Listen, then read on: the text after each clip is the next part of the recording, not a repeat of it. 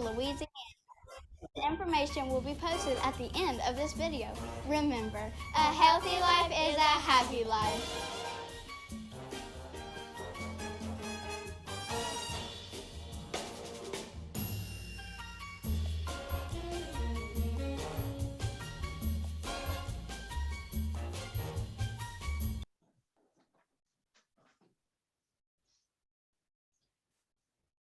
Thank you, Diane and Claire. Appreciate the opportunity to be here to talk about the Good Food Project and to offer information to your group. It's our goal to affect change here in Central Louisiana when it comes to good health and nutrition. As Diane stated earlier, I've been with the program since July of 2013 as the director. In that time, I've learned quite a bit about what it takes to get food to people. One of the things that has been very important to me is that we support a culture of health in Central Louisiana. When we look at health disparities and statistics, we understand that that our area is rife with poor health. And so, you know, one of the goals here is to help the next generation. We initially started the project to work with clients of the food bank. And we also were doing after-school youth programs and school gardens. And we found that we had a great deal of traction with young people. And so in 2017, we did a self-study, and we came to the conclusion that our work would be best served by aiming you know, our educational opportunities about sustainable gardening to a younger population. And so we decided to do a pilot school program where we would actually create a curriculum, and that would be aligned with the Louisiana Belief STEM curriculum. And we would go into a couple of those schools. In 2018, our goal was to start with 2 pilot programs and go in and actually work with the kids one-on-one, presenting lessons to them about nutrition, about sustainable gardening, about pollinators, about composting, just whatever the subject area might be. We work closely with educators, with the teachers, and you know, we even came up with a lesson about could you grow food on a glacier? And after doing a little research, we found out, oh yeah, you could actually eat the moss and lichens that grow on a glacier. It is a job that is never boring.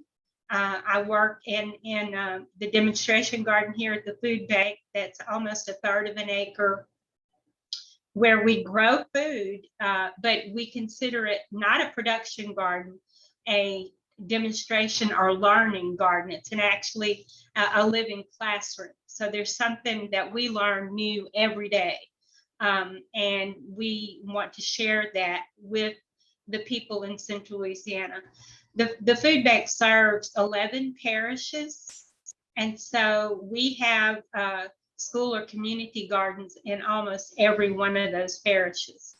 And some of your members here, I noted that Amanda White was on this call, and you know, she's been a champion for a garden at her Dart office now since about 2013, and that little garden impacts just a whole bunch of people in the Colfax area, and we're grateful for her continuing support of it.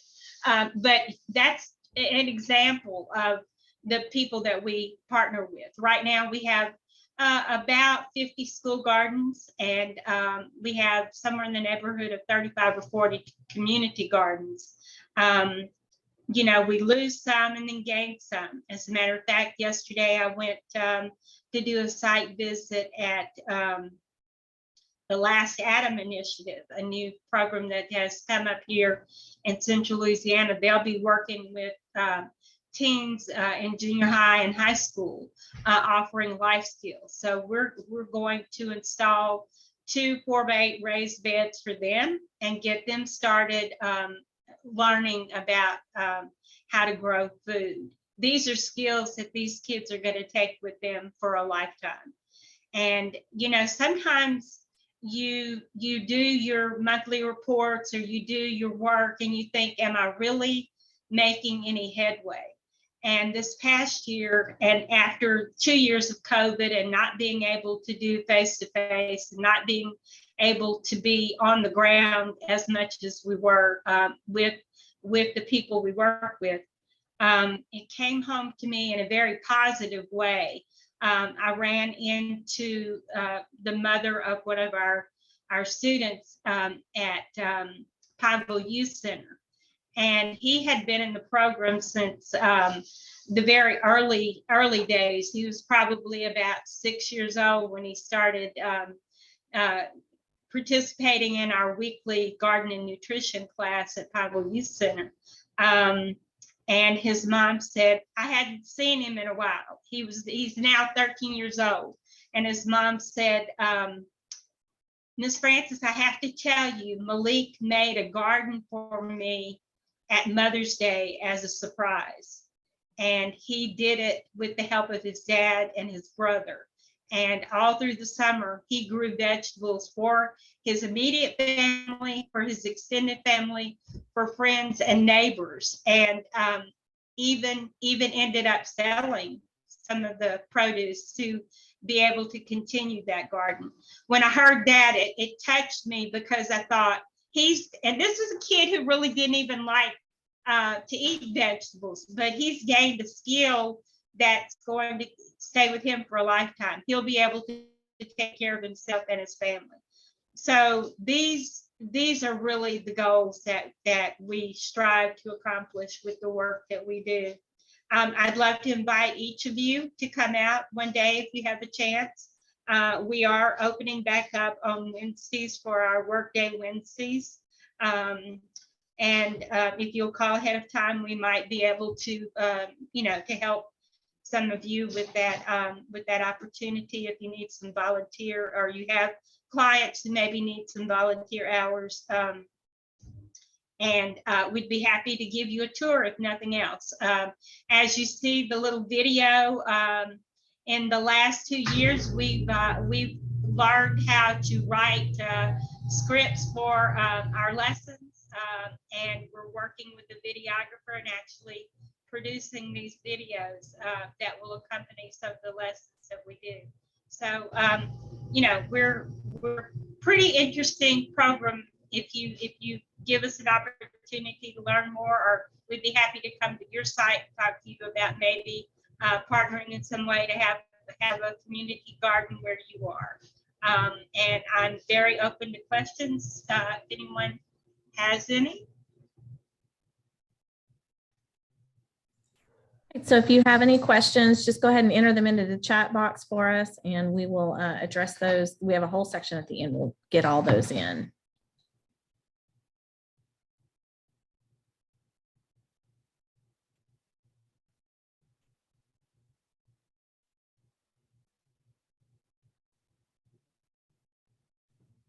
Okay, so Ms. Francis, does that conclude your portion?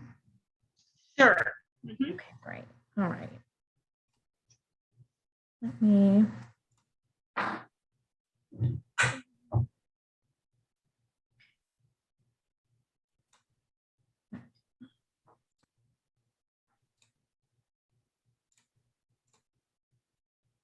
Okay, so we'll move on, and our next presenter is going to be Kitty Wynn.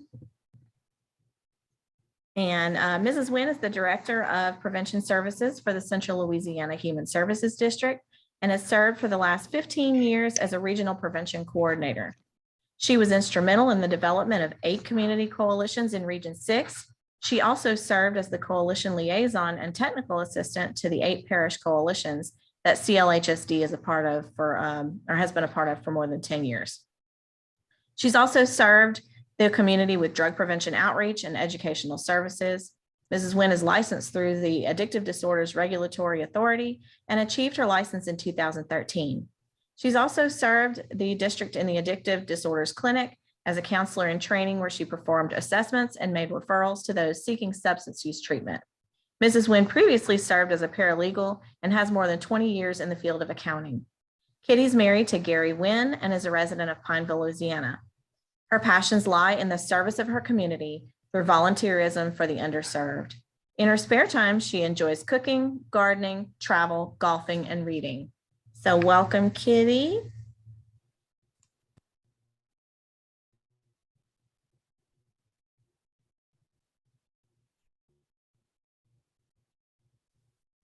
Good morning, everybody. I'm going to talk to you guys today a little bit about some healthy holiday cooking. Claire's going to put up some video that we did of a demonstration this morning. I'm going to talk to you a little bit about roasting fresh vegetables, first of all. So Claire's going to pull that up for us, and we'll talk about that a little bit as we go.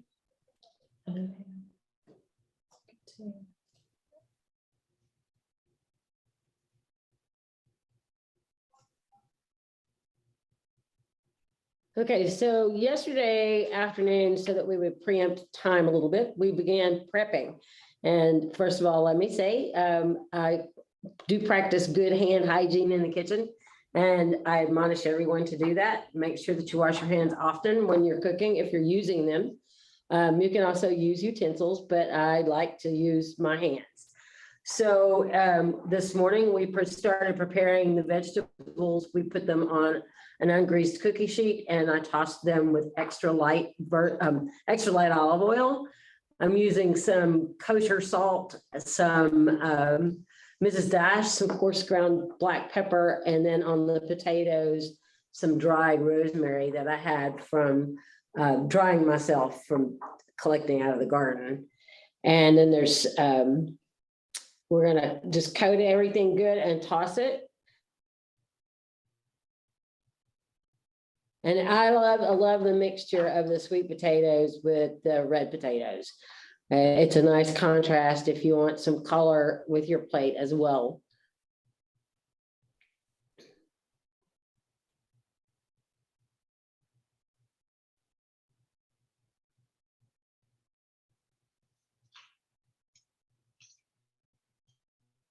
Okay, so that one's ready to go. We'll move it to the side, and now we're gonna talk about the vegetables that I'm gonna prepare here.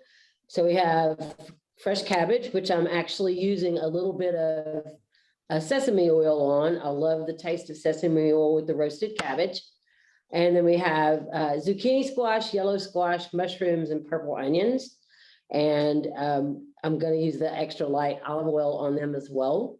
And then we're going to toss that all up, and we're going to season these pretty much the same, but you get such different flavors with the vegetables.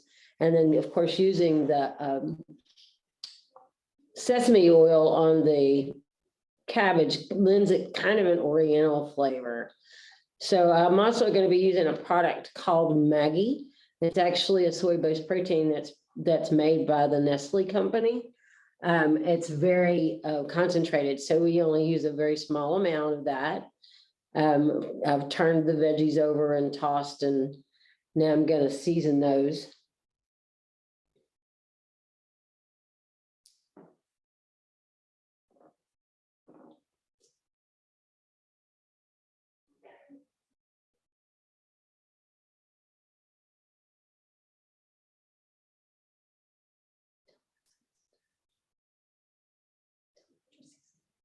Oh, I use a lot of Mrs. Dash. I have learned to quit cooking with as much salt. So I'm only using a very small amount of kosher salt. And the other thing is that the Maggie that I'm going to use, the soy-based protein that I was telling y'all about, is salty in and of itself. So I use it very sparingly as well.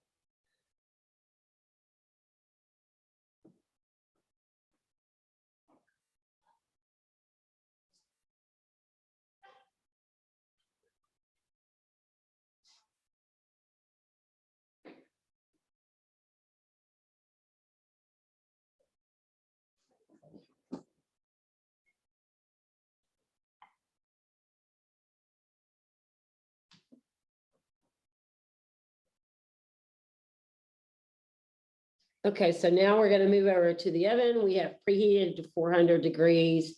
And we're gonna place these on the racks in the oven. And they're gonna roast for about 20, 25 minutes. And also that depends on your desired degree of doneness. I like to actually cook the potatoes until they are crispy and brown on the edges. As you can see here, the cabbage is steaming and has some crispy edges. If you turn those cabbages over and let them sit for just a second, you'll get that roasted flavor, but you won't have that crispy edge. And there are the red potatoes and sweet potatoes mixed together that are roasted. And they're very good. The contrast of flavor is also very good. So those are just some of the ideas. And as you can see, that was a small amount of vegetables, and that would feed a lot of mouths for a holiday meal. So then you could pair that with any kind of pork dish or grilled chicken or baked chicken. And so you've got a great meal there with your starches, your fresh vegetables, and a protein. So moving on, I'm going to talk to you guys a little bit about some small changes that you can make, not just for the holidays, but for everyday life. We have tried over the years to make sure that we are eating healthier overall, because of course, as we age, we have other problems. With meats like hamburger and sausage and items like that, you can steam those. I like to steam my sausage before I put it in my gumbo and drain that fat off. And if you do the same thing with hamburger meat, once you brown it, you can cover it in hot water, drain the grease off of it, and then put it back on the stove to absorb the rest of that water. You can actually remove up to 60% of the fat in that meat prior to using it. So then you can continue with the hamburger meat after that as you're cooking a normal recipe. So some other things that I like to do is have fresh veggies on hand, so you can roast or steam those, put them on the grill. You can have the same effect as roasting by doing exactly what I did on the pan, and then you can put it on a grill pan and put that on your grill when you're grilling meat. And so you have everything in one spot that you're cooking. So that's a good way to do that too. You can also replace items like pasta for spaghetti squash. If you've never had spaghetti squash, it's wonderful. You can use that exactly in the place of just about any spaghetti pasta. So I want to talk a little bit about some other pantry staples that you can make use of that are less fattening and can be healthy alternatives for cooking. Keeping evaporated milk on hand. You can not only use that to cook with as making any kind of breads or recipes, you can use it in place of cream for cream soups and items such as that. I like to keep canned vegetables on hand for having making soups and stuff, but I always try to make sure that we get salt-free canned goods, because we as Americans tend to overeat the salt as well. So the salt-free veggies in the can tend to taste more fresh and they're better for you. I also keep canned tuna, chicken, and those other items on hand, because if you need to, you can use those as a substitute for a recipe. I like to keep various oils on hand. As you can see, I use the extra light and the sesame oils with this recipe, but a lot of folks that I've talked to about using extra virgin olive oil say they don't like it because it changes the taste of the food, and it absolutely can change the taste of your food. So that's why I tend to use the extra light, but you can also use some of the better vegetable oils to do that with as well. Olive oil can be more expensive than regular oils, but you can buy your canola and vegetable oils to use, and just use them sparingly as you would with your extra light olive oil. I also like to keep Mrs. Dash, kosher salt, garlic, coarse ground black pepper, those things on hand all the time. Of course, love my cayenne. I'm not a Tony's fan, so that is not something that I do keep on hand all the time, but there are other substitutes, or you can get recipes really easy to make your own mixtures without as much salt as some of the ones that are commercial. But having the ingredients to make basic sauces, just for example, a bechamel. A bechamel consists of nothing more than flour, butter, and milk. And you can use that to thicken sauces. You can use that to make creamed vegetables or other sauces. It's kind of the basis for your homemade mac and cheeses too. If you don't want to use just a Velveeta sauce, you can make a bechamel and add real cheeses to that to make a homemade mac and cheese. Butter, flour, milk. I'm a realist. I keep real milk. I keep real butter. All those things are tend to be healthier for us. For those of you who are not aware what hydrogenated oils are, that's the trans fats that are in items like margarine. Back in the 60s, they actually took oils and injected them with hydrogen to make them shelf stable, and that's where we got our margarines from. But I prefer to use as many natural items as I possibly can. So that's pretty much my talk today. I have a lot more information. I could actually go on for a long time with this, but I would also like to answer your questions. So if we want to move on to the Q&A at this time. Mute yourself.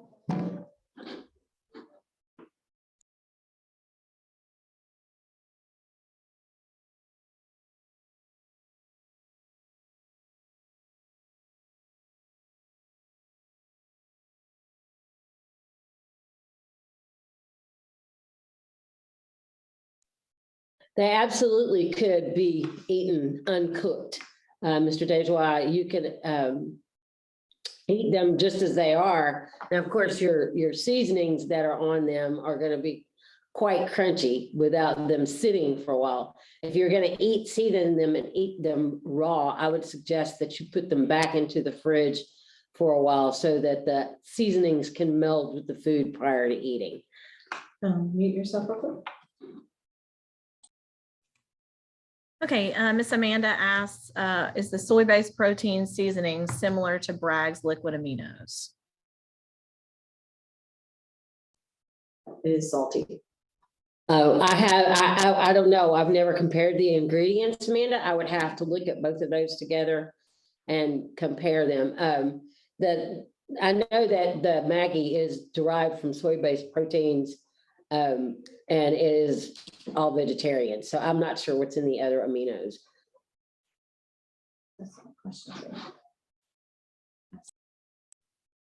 Does anybody have any other questions for myself or for Francis?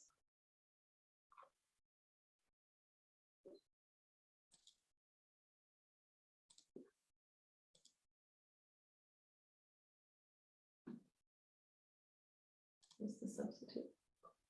What's the best substitute for milk?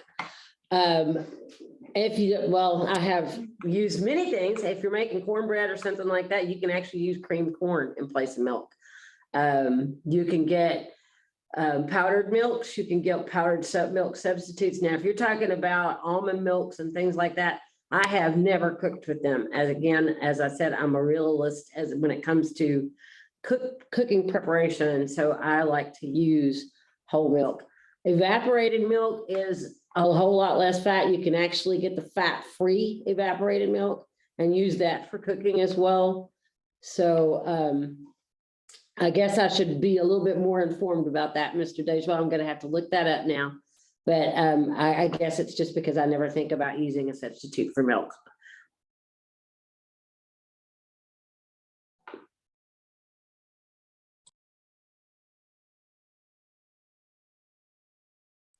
Any other questions? If you guys have a desire to have any kind of recipe, or if you want some help trying to convert a recipe or to make it healthier, I'd be happy to assist you that. I have some recipes that I can share for some sauces that are very versatile. You can use them You can make them in batches and freeze them and make many, many dishes with those sauces in a pinch. You can do a 30-minute meal really quick if you have that ready.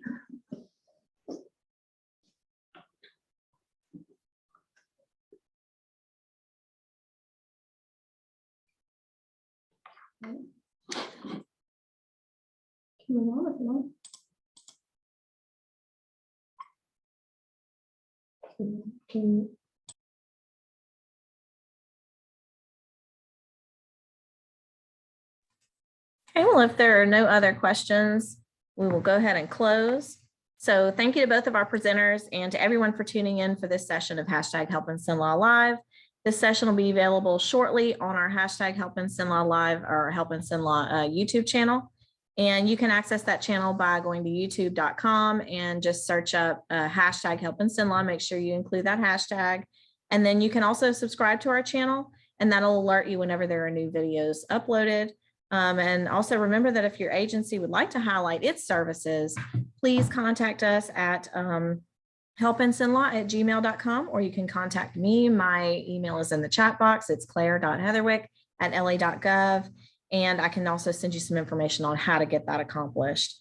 Our next session will be held a little early this time. It'll be on April 8th in light of the Easter holiday. So please note that date change from April 5th because that will be Good Friday. So our next session is going to be preparing us for prom season. We'll be talking about underage drinking. So be sure to tune in for that. We're going to have some very informative things coming up on that. So again, thank you all. And if you did not sign into the chat box, please go ahead and do that for us. That gives us the information that we need to make sure that we take proper attendance. And we will see you guys next month. Thank you so much.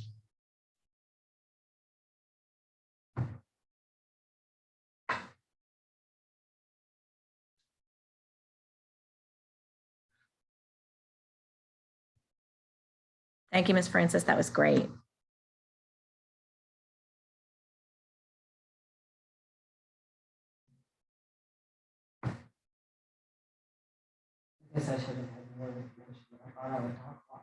That's okay. I thought you did good. Yes.